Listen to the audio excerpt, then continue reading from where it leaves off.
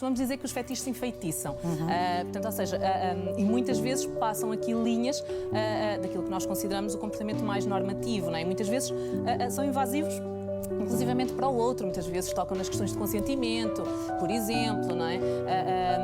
E quando nós caímos aqui, portanto, não só nesta questão de ser obsessivo, mas também muitas vezes porque quebra aqui limites e barreiras a que devemos ter com o outro, não é? Portanto, é intrusivo, muitas vezes é não consentido. Portanto, e o problema do fetiche muitas vezes reside exatamente aqui. Ok. E tem ainda um outro problema, está nesse... Força. Claro. Não, diz Ou seja, muitas vezes quando nós temos estes fetiches muito concretos, muito específicos, perdemos a capacidade de excitação com outro natural tipo de estímulo. Exatamente. Ok. Imagina, por exemplo, que eu tenho aqui um fetiche, lá está, portanto... Podes dizer, partilha. Vá. Algemas, é aquelas pessoas que adoram estar a falar todas. Por exemplo, mas Algemas e máscaras. Sim, claro. é um clássico, exato. E não tem problema nenhum. Qual é aqui a questão? É se eu perco a perder as capacidade. chaves? Deus É me livre. exatamente, é Imagina perder as o que há, chaves. e Se ficas- elas forem das verdadeiras, isso é um problema.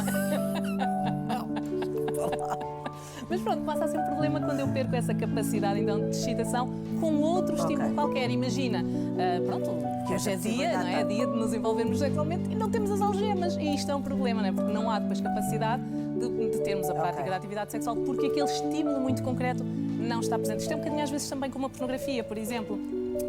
Um dos riscos também é esse, nós sabemos que ela é saudável, não tem problema nenhum, mas há um momento em que se torna, por exemplo, aditiva e faz com que se perca a capacidade de nos excitarmos, mas até com um estímulo real, por exemplo, com uma parceira ou com um parceiro, Exatamente, por exemplo, certo, não é? Porque sim. a Porque nossa o cérebro única... depois fica ali. Exatamente, Certo. porque a nossa única forma de estímulo é através daquele objeto, vídeo, filme, portanto, o que seja, Ok. não é? Local. E porquê que as pessoas têm fetiches? Ou seja, de onde é que eles vêm?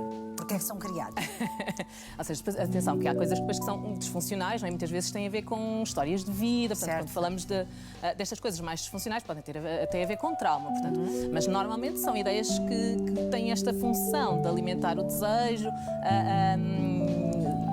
de apimentar muitas vezes também as coisas e aí não tem problema nenhum. Portanto, no fundo tem a ver com coisas, por exemplo, com as quais nós contactamos às vezes, não é? Portanto, que já vimos em algum local. Pronto, coisas que fogem assim muito ao padrão. Muitas vezes podem estar associadas a trauma. Certo. Consentimento e comunicação. Isto é fundamental. Ora, exatamente, era o que estávamos a dizer há A minha bocadinho, não é? liberdade termina... Onde começa a liberdade do outro, não é? Portanto, as questões do voyeurismo, por exemplo, não é? Que é eu excitar-me, portanto, a observar outros casais, por exemplo, a terem sexo. Esta também é um clássico, não é? Muito comum, o voyeurismo. Portanto, mas isto passa a ser um problema a partir do momento em que o outro casal não sabe que está a ser observado, não é? Nós estamos aqui a transgredir estes limites, não é? Portanto, e obviamente depois podemos estar a cair também, Tânia, naquilo que se chama, sem entrar aqui em termos muito técnicos, mas nas parafilias, não é? Como é óbvio. Portanto, que é tudo que é um comportamento um bocadinho mais desviante e exatamente, e que muitas vezes tocam naquilo que é o crime, não é? Certo, Pronto, exatamente. Não, e é e hoje em dia com as exatamente redes sociais e os vídeos e as câmaras e isso tudo mais, mesmo, pronto. depois torna-se bastante exatamente, complicado. portanto, e é aí que de facto estes fetiches se podem tornar nocivos, se podem tornar prejudiciais, que podem trazer aqui problemas, não só à dinâmica da minha relação, por exemplo, com outra pessoa, como à minha vivência individual de sexualidade, como muitas vezes estes problemas até de foro mais legal, não é? Portanto, E tu, como psicóloga clínica, não só pessoal, mas também de casal, quando é que sentes dentro desta matéria que os casais ou que a pessoa sozinha vem pedir ajuda? Quando é que é preciso pedir ajuda?